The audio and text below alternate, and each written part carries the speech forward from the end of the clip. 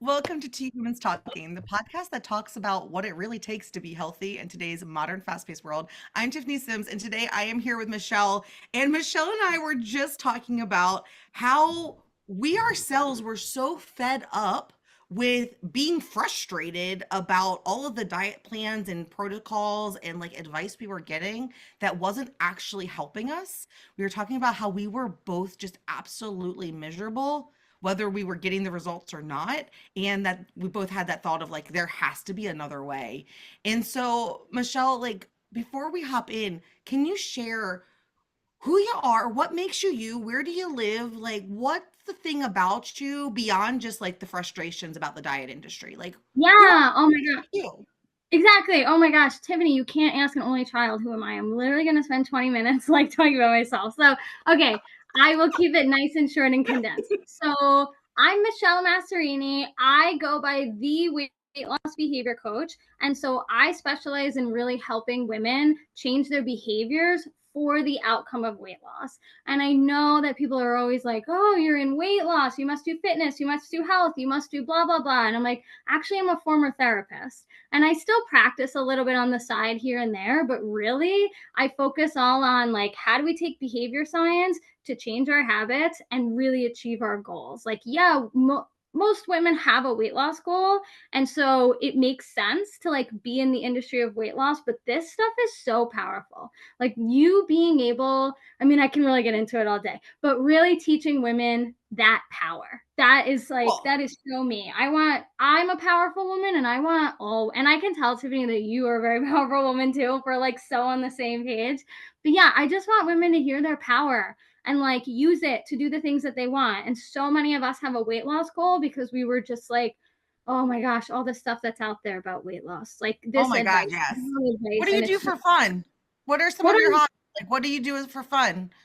Oh, well, I'm a very high energy person, so all my stuff is like outdoor activities. Like this today in central New York is 75 degrees. This is the warmest it's been since like summer last year. So if I could spend all day outside, I would literally spend all day outside. I would hike, I would bike. I literally hate running, but I force myself to do it because I people tell me they love it, and I'm like, I'll find it. Like I'm You know determined to what find. though? There's so many forms of exercise that I truly believe that if you don't love it, you shouldn't do it. Yeah, no, I agree. I agree. I Now, think if it's you one of really those. enjoy the end result, like when you get to the Yeah. end and you've done a race and you get the bling, and because I got a whole wall of running bling, Hmm. um, then definitely go through the hard to get the reward. But Yeah. there's so many ways to move your body that if it Yeah, makes that's you miserable, I know. I know. You would think that of all people that I wouldn't do that, but I feel like okay, so on one hand, my dad is like actually a very like I almost say professional marathon runner. He literally travels all over the country and runs marathons, and he didn't start doing that until he was in his 60s. And so his running oh, like yeah, and so he's always like, "Michelle, it's great. You're going to love it." And I love swimming. So I'm a big swimmer, and if and so there are swim races, but I really got into I'm triathlons, and so that's where the running had to come in, and so I just keep pushing myself to get to these triathlons, and that's that. okay. I like the backstory on that because that I can relate to. I am not a swimmer and I don't really enjoy bike riding. It hurts my butt. However, Hmm. there was a season in my life where I had achieved all the running goals and there really wasn't much more to do unless I was going to start going for like ultras. And I was like, I Yeah, have zero desire, but I need something to keep me engaged because now I'm bored. yeah. And so I thought I was going to train for a triathlon and I tried drowning myself twice a week for like 3 months. And then finally I was just like, you know what? This is not the season for this. Maybe one day I do a Mhm. triathlon, but right now swimming is not for me. But I will say That's I did things that I was bad at trying to mhm. get better because I had a different goal in mind. I never wanted, it had nothing to do with the swimming or the biking. It Mhm. was like, I kind of want to do a triathlon. Yeah. So I Yeah, get that. I like the milestones. When I do my triathlon races, a lot of people start out as runners and then they're like, "Well, I want to expand and I want to do all these other things." So in the triathlon, the swim is first. So I come out of there, and Like it's like my ready to time to go. shine. Yeah, like my first triathlon I ever did, my husband was there. I was the fourth person out of the water. I had passed the men. I mean, this is just a sprint triathlon. I had passed the men, and I emerged out of the water. My husband's like, "Oh my God, Michelle, you're crushing it." Wait till the run. Then that's when all those people that I had passed, Caught up. I met all of them, every single one of them when they passed me. And I ended up coming in like halfway through the pack, but like that was like, I like that idea of being challenged. I like this idea of I can't do this.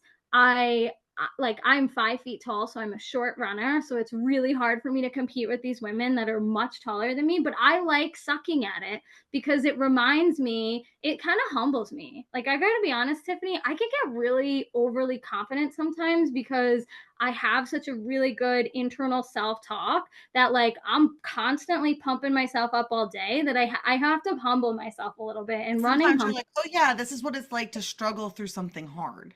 Yeah, yeah. And like, I not also that I love don't struggle through my life, but like struggle with determination. Like, I think that people know what it's like to struggle and they're like, I just got to see the end of it. I got to just get to the end of it. And I'm like, I don't want to just get to the end of it.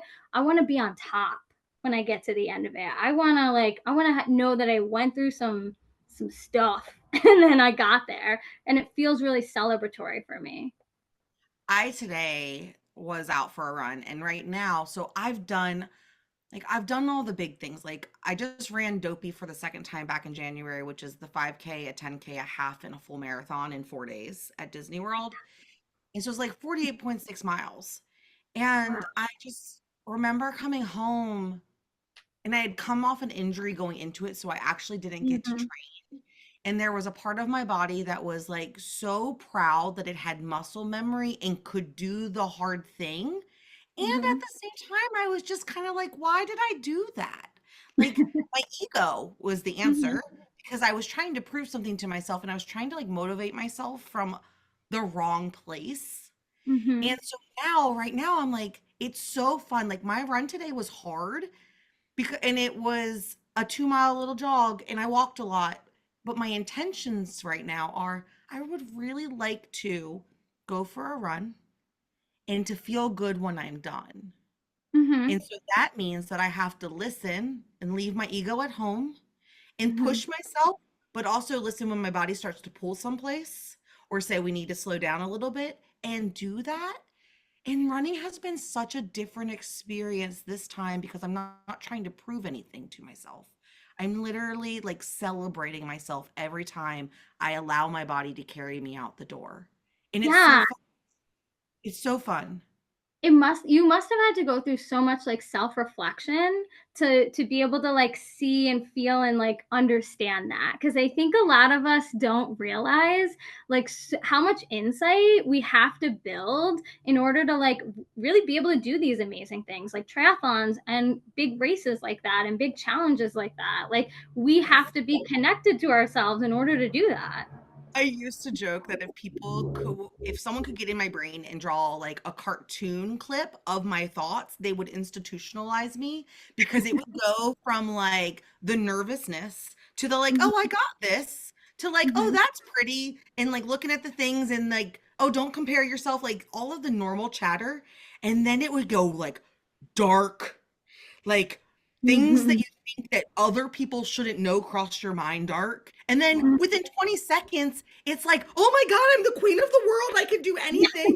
And then within like 4 more seconds, you're like, what have I done? Why am I here? Like, Right. Those and then, intrusive thoughts are so real.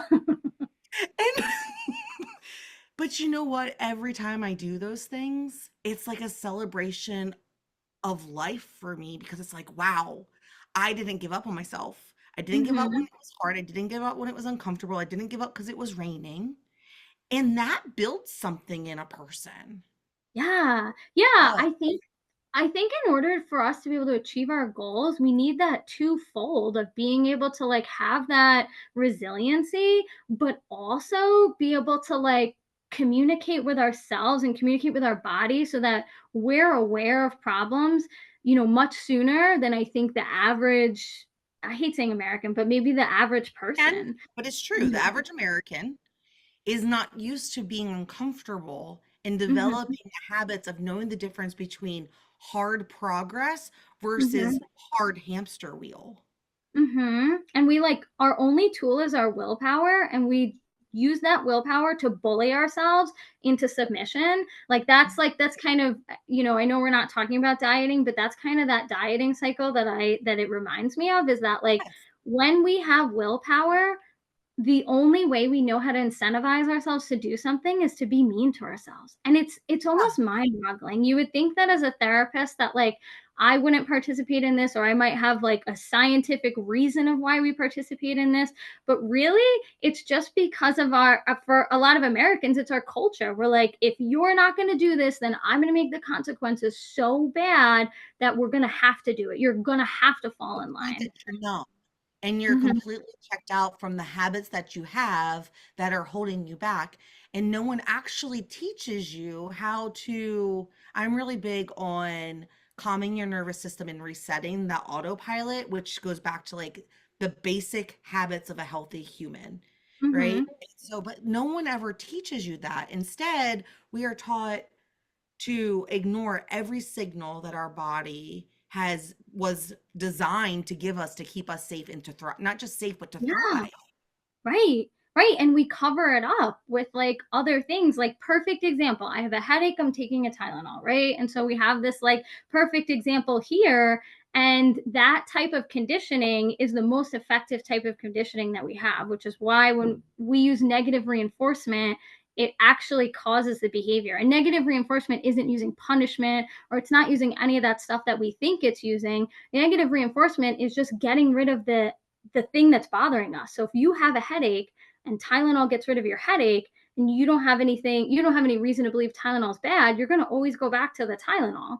Right, because So there's if no I medicine. have, yeah, so if I have like, I don't know, if I have a glass of wine, every time I start thinking about, oh, I can't believe I stepped on the scale this morning and it went up, or I can't believe I didn't go for that run I said I wanted to go for, I can't believe I walked so much in my run, whatever the intrusive thought is, it's really just because we're just so frustrated at ourselves, and we don't know how to have that conversation back and forth with our body. Our body's like, hey, we're not doing okay. And we're just like, that's annoying. What can I do with it? And not saying that everybody does that, but I think that's a habit we get stuck in.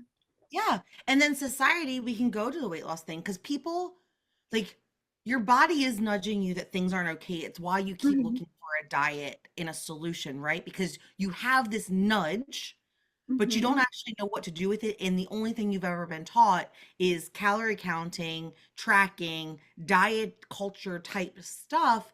And then when you can't stick to it because it wasn't designed by you for you, Mm-hmm. because it's external to you, then you say that I suck, I'm a failure, I'm never going to be successful. When in reality, if we could just let you tune back into you and create the habits of a healthy human, regardless of the outcome, you will Mm-hmm. become the healthy person you always desired and dreamed of being. And it becomes Yes. effortless. Yes, it because I literally say to my clients right now, like I will literally be like, your behavior change is going to be organic, and it's going to be natural, and it's going to be seamless. And they have Yes. no concept of it. But it's because you have to change what's underneath that before you get the outcome that you want. Everyone thinks that you have to have militant compliance to Mm-hmm. reach a goal. There is some truth in that at certain levels of goals, but for your basic health, militant Right. compliance is the recipe to disaster.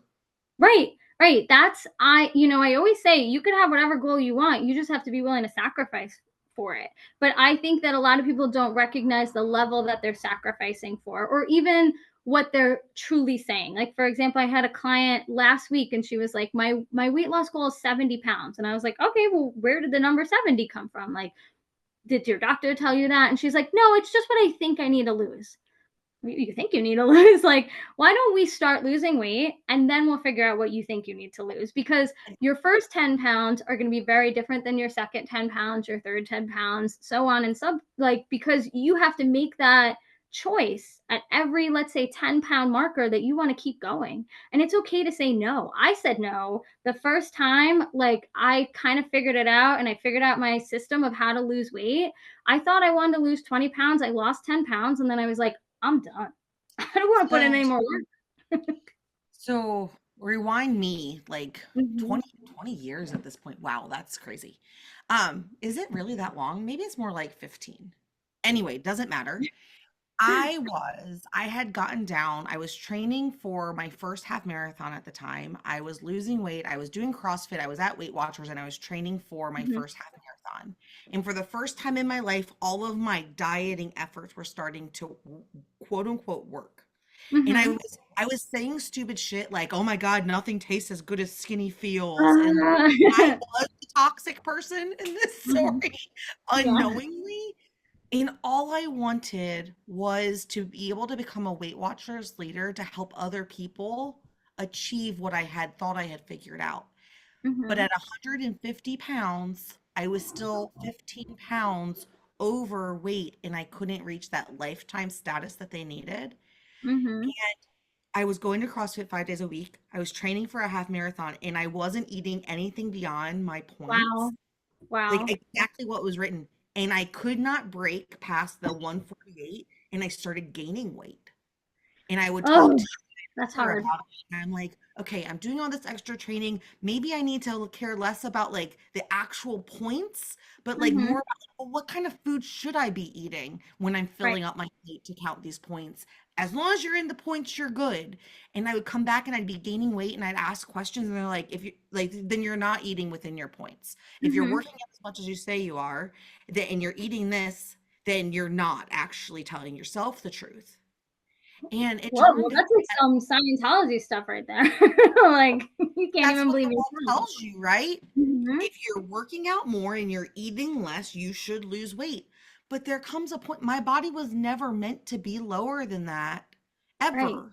But Yeah. because no one ever taught me that, I never actually learned how to eat. And then my body was going into that panic mode. And eventually it was like, I'm miserable. I Mhm. can't keep doing this and not getting results. And Right. then started packing on some extra pounds as I got a little bit more free because I didn't know what to do with myself. I think that's what happens with so many women is that we just don't we're like, "I guess I just don't know the formula." Or, like, sometimes I even in guess the I'm just medical. broken. Yeah, and in the medical community sometimes too, they'll be like, "Sometimes that happens." I can't tell you how many times I've had a doctor who will be like, "That'll just happen sometimes," or, "We don't really know why." And I then can that's the tell end you of the why. thing. You're right. And it's like, well, maybe if you had done blood work on me and did a whole hormone panel and then like talked to me and then asked me how I was doing instead of just like, actually, this happened to me this week. And this was a big pet peeve. I went to the doctor and this was a brand new doctor, just primary care. And he was sitting there with his laptop. He's taking in all this information. And I know that he needs to write everything down.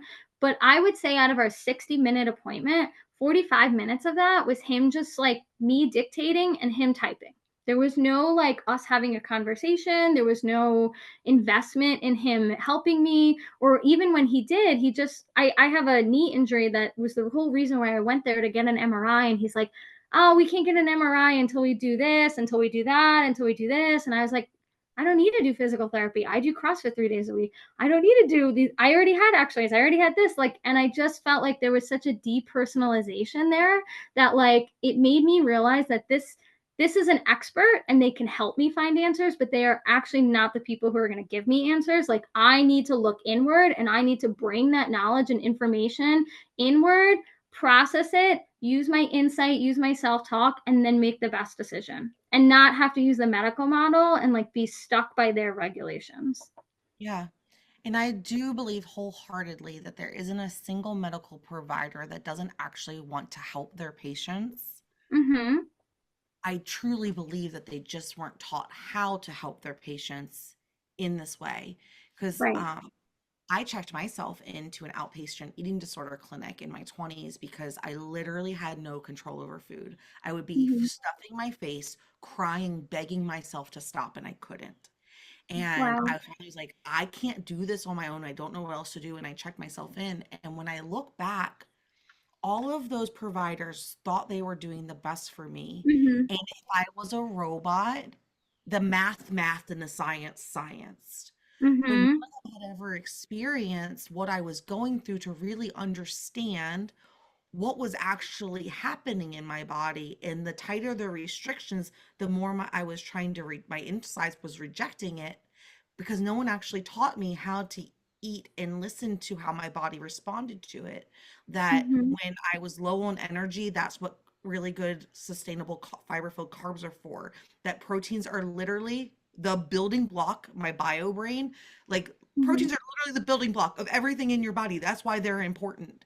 And like Mm-hmm. how to check and adjust and actually listen to my body respond so that I would get the same results as what was on the paper, but it came for me so then it became less of a fight and it was Yes. more intuitive, right? And Yes. this actually really boils my blood, Michelle, because today, this Mm-hmm. morning, I'm hosting a web class this weekend on Mm-hmm. like how to like the real secret as to why you can't lose the weight and really Mm-hmm. want to dive into how do we regulate your nervous system so that your Mm-hmm. body fight or flight after the last 20 years, and then how do we reset your autopilot to develop the habits of this healthy human you want to become. Well, I Mm-hmm. ran an ad to it and it got rejected and told me Ah, that I was promoting unhealthy weight loss and diet advice and that it violated community standards. Yet yesterday, I had no less than 5 ads for air sculpting, body contouring, Wagavi, and Ozempic. And right. here I'm trying to teach people how to live their life and tune back in with their own bodies to be in Mm-hmm. control and heal that relationship with food and exercise. And I'm being told that I'm being unhealthy and my stuff's not backed by science. And I'm like, That's the crazy. F is wrong with the world. This is why I left my job and started my own company because there's so Mm-hmm. much broken information. Yes, yes, and so many broken systems. Like this, I sound like I know I'm about to pop on a soapbox, but really Go for everything it.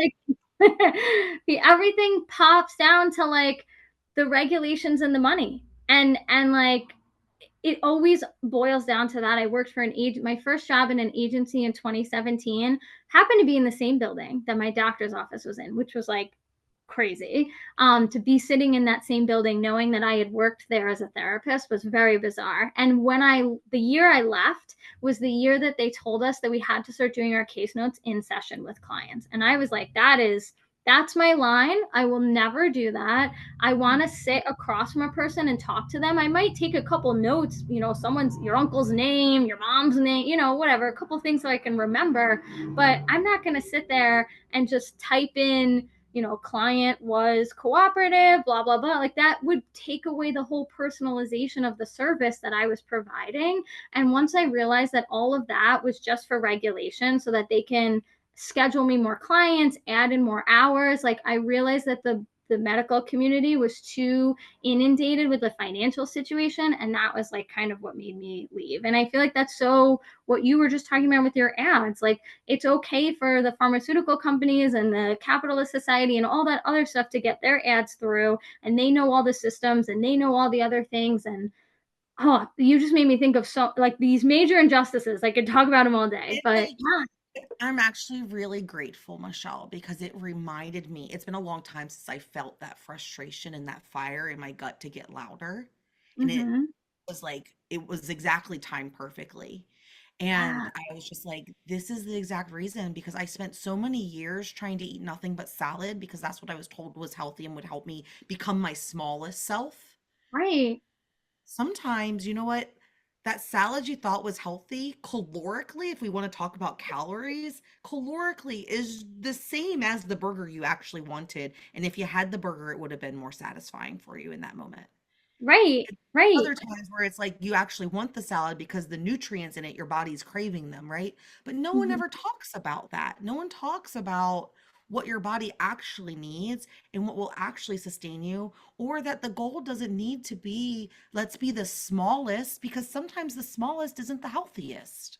Right. And when you say four, like that makes me think when people say, "Oh, this is healthy for your gut. This is healthy for this. This is healthy for that." Healthy for who? Right, right. I always think healthy for what? Like what it, if you want to, so perfect example, a bowl of spaghetti is healthy the night before a race, but it's not going to be healthy at 4 o'clock in the morning on a Saturday night if you were just out drinking. Like healthy for means like it is fulfilling a purpose that's coming from inside of you, and you have to be able to look inward and listen and figure out what does my body need, and then you can anticipate. Now I know a bowl of spaghetti before every race night, I know that works for me, but sushi from a conveyor belt doesn't. And you can only find those things out from trial and error, And you know like, what I love about that example is that spaghetti the night before a race is not good for me because my body doesn't process tomato sauce. It will leave me in the exactly. bathroom and with cramps the whole race. And so you talk about healthy for who and for Mm-hmm. what, and that you don't get that from someone handing you a meal plan. You get that from Right. someone caring about you enough to teach you how to learn it for yourself. Yeah, so much of my work in weight loss is literally teaching women just how to be able to listen to themselves. Like I know that that sounds so crazy when I write my posts, when I write my content, when I talk about all these things, all my business coaches are like, you got to use weight loss, weight loss, weight loss. That's how you're going to get women to listen to what you have to say Gotta be because measurable. Where's the yeah, evidence? because Where's the tangible? right. What outcome are you selling them? Because it's hard to sell someone on like you can listen to yourself and then you'll just be able to achieve your goals. Like that sounds so vague and so like it could be so hard to describe the work that I do like in behavior modification and in which has its own caveats in and of itself. Like, but it really is all about learning how to connect with yourself so that you can honor your values and your goals. And 9 times out of 10, because as women, we were really, I mean, I remember the 90s, the Got Milk campaign, all the Ozempic now, like all the campaigns that are out there to just like cause us to want to diet. Like it really is just teaching us how to change our behaviors for the short term. A diet is really, really good at getting you to change your behaviors if you need to lose weight for 6 months from now because you're getting married. But a diet, and it's not going to be healthy. Let's just put that out there. But a diet doesn't teach you how to live the rest of your life in a health informed way.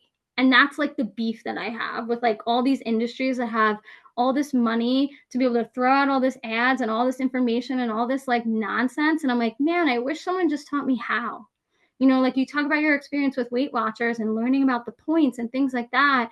No, the only answer that the coaches can give you is work harder. Work harder. And work harder means just bully yourself more in your head with your willpower. It doesn't actually mean that your work is better. What if the goals was not inches and pounds and pant sizes?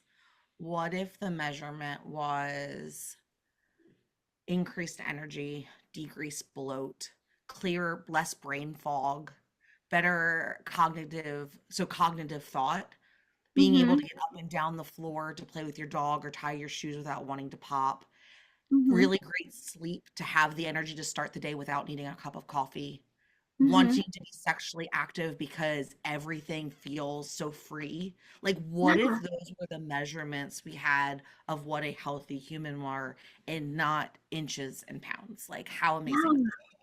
that I wish there was a way for that to be just like modeled. Like I wish that came up in our media. I wish that came up in our movies. Like there's actually so many like shows and TV and radio and whatever that I don't listen to because it just continues to perpetuate those same ideologies of like wanting to be smaller or just, work hard, put your head down and don't think. And I think it's so silly to take the thinking out of it. Like the thinking is 90% of it, like be? we have to get through that.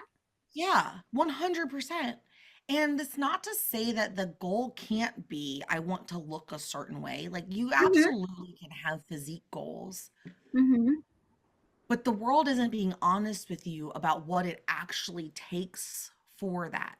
The people Yes. on the covers of this is one of the things that really bothered me, Michelle, was until I got in the industry, I didn't know that the fitness model on the cover and the program that they were promoting in the magazine were not the Two same, separate people. and that person on the cover and everyone behind the scenes knew that she was completely dialed in and intentional, not living regular life, but photo shoot life for a job for the last 6 weeks to get Yeah, ready for that photo shoot. And she knows that after that shoot, she's going back to her sustainable living and she's not going to look the same way. But you and I, as a regular human, don't know that. We think the thing that was in the magazine, which was actually only designed for like a 28-day focus sprint, not your entire life, right. wasn't the solution.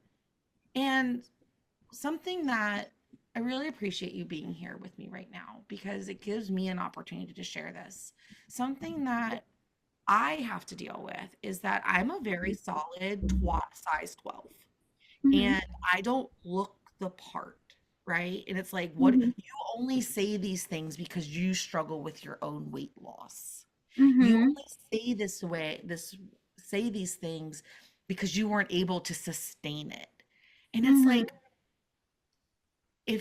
if diets were the solution for everything, then obesity wouldn't be what it was. And 98% of the women who successfully lose weight wouldn't gain it back within 3 years because it's not a lifestyle change. It's a militant compliance thing. And there are people like you who your healthiest version, where it's easy and easy to sustain, is a smaller frame than where I'm easy to sustain.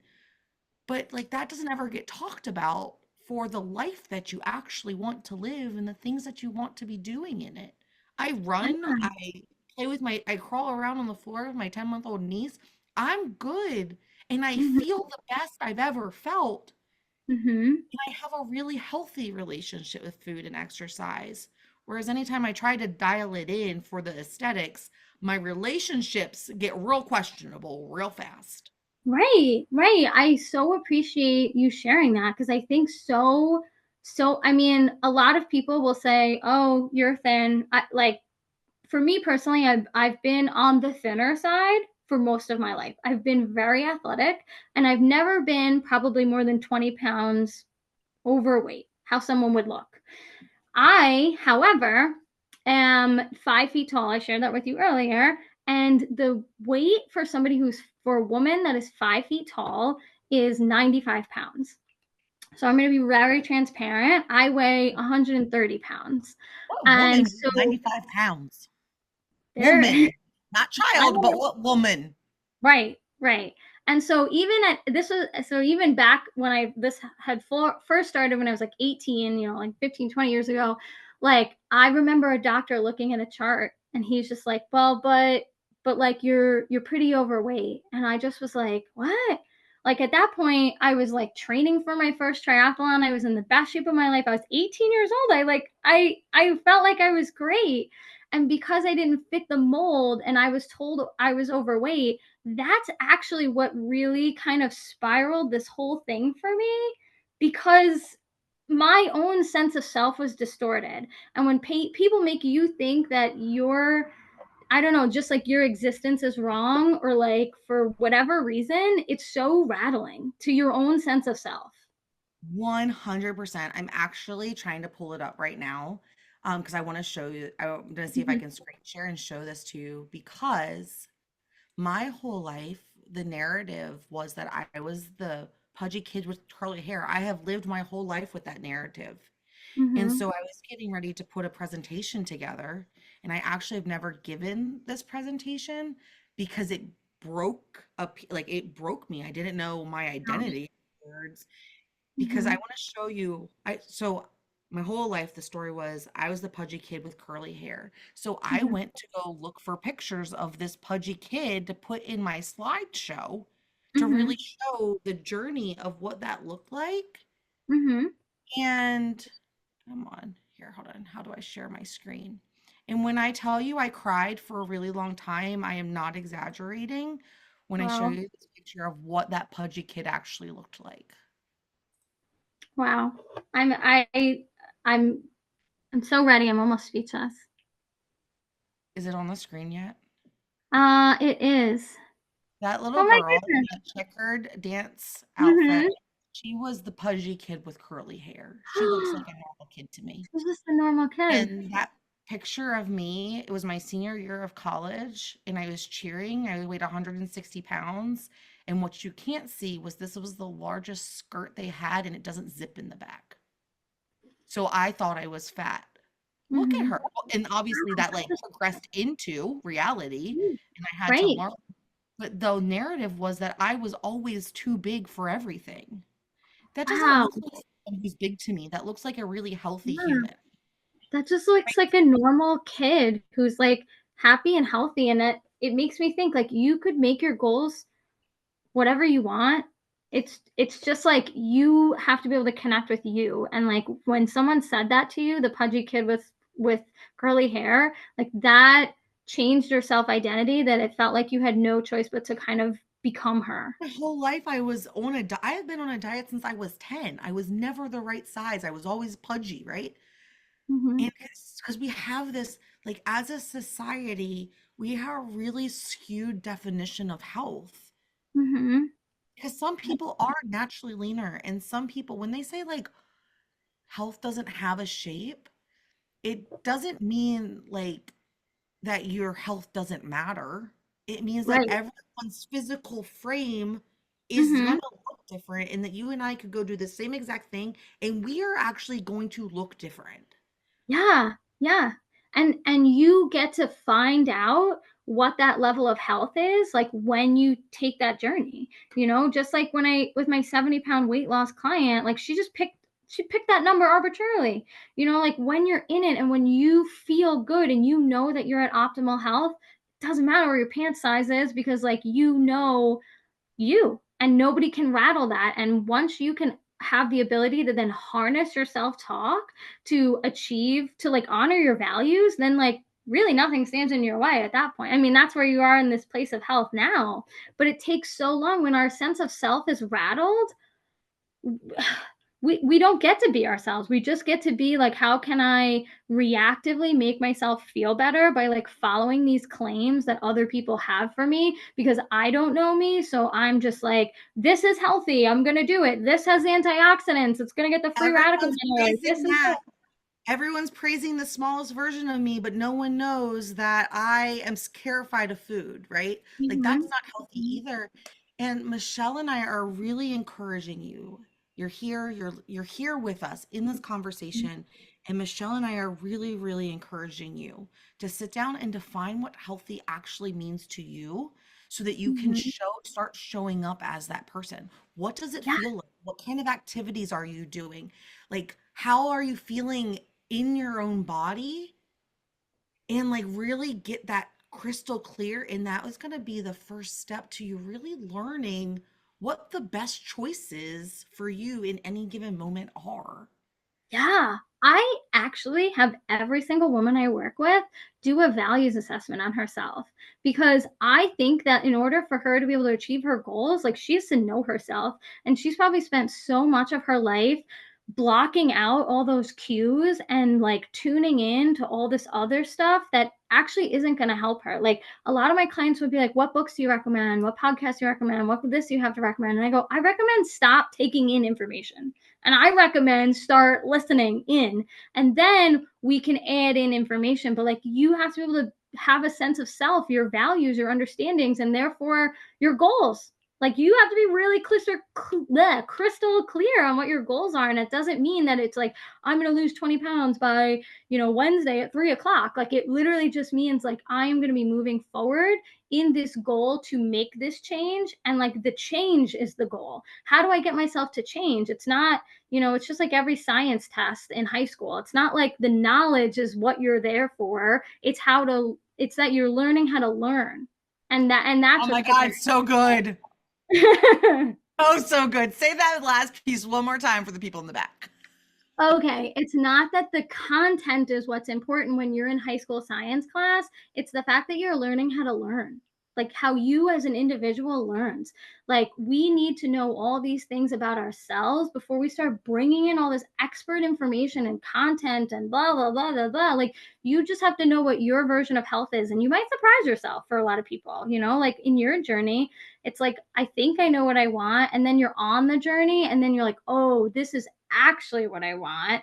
And now I know how to get myself there because it's just me, like getting I myself. thought getting to that milestone would give me the thing I was actually searching for, but turns out I was on the wrong highway. Mm-hmm. Mm-hmm. It's like Like, It's like the car salesman fallacy. I say that, like, you sell 2 cars, your boss is like, great, sell 3 next month.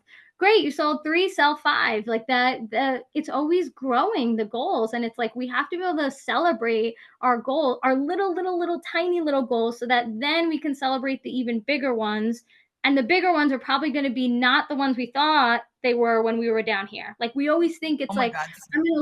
I'm going to start losing weight, and then I'm just going to keep it going because I'm going to be feeling so I'm gonna great. do That's it the right way after I drop 20 pounds, but I got to get yeah, this off first. And it's like, wait, right, time out.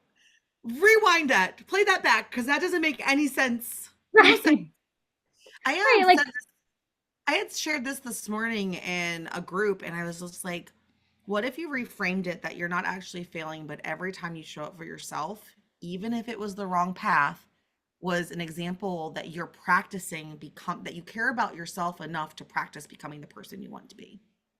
right, right. Like you're learning, becoming the person you want to, learning how to become the person you want to become. Like you have to learn how to be her. I love it so much. I'm so glad like we are so one person. Yes, yes. Michelle, as we're wrapping up, Yes. is there anything that's left on your heart that we didn't talk about or a final like bring it all together that you want to share? Yeah, like my bring it all together. I think for anybody who's listening and has like any type of just any goals. Let's like put weight loss to like a aside for a hot second. Your goals are going to be able to only be honored by you. I say this to all my clients. It's very grim. I say it anyways. You are the only person you're going to spend the rest of your life with. So like that relationship has to be hella good. Like the best one. You can have an amazing relationship with your spouse, your children, your anybody, but like your relationship with you has to be hella good because you're the only person you're gonna spend forever with. Zoom I doesn't want love to play with me. that. Goes, Oh, okay. I was like, I'm like over here, I'm like, why isn't it not working? And lately on I'm Zoom, like, she's probably like, why is she making that face at me? I actually have been noticing that on Zoom and been like wondering where that's coming from because sometimes I'll get the thought bubble and I'm like, I what's can't do add happening? on demand. That one comes up like when in sometimes the worst timing, but I can Yeah. do the hearts usually I can do on demand. Oh my God, that's so funny. I didn't even know Zoom had Sorry, I did not mean to derail the conversation. I no, was it's just okay. so feeling what you were sharing. And Mhm. I'm really grateful that you came into my world to have this conversation today because I think it's a conversation that needs to happen more often. And I'm really Mhm. happy that you're here to help me share that message and that because we are literally on the same highway of Yeah. thought. I love Yeah, that. you're doing it from the body, and I feel like I'm doing it from the head. Like you're teaching women how to heal their body, and I feel like I'm teaching women how to like connect with their inner voice. So if we just like came together, we could do a whole like the whole system all The together. whole thing. How hmm do people connect with you? Ooh, so I'm on weight loss. I'm on Instagram. I'm on weight loss.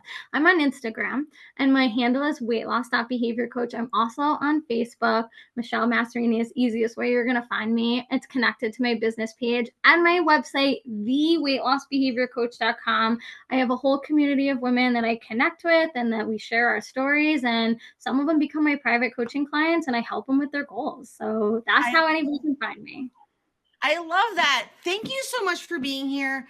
I really encourage you to take some time and journal today about like what does healthy actually mean for me?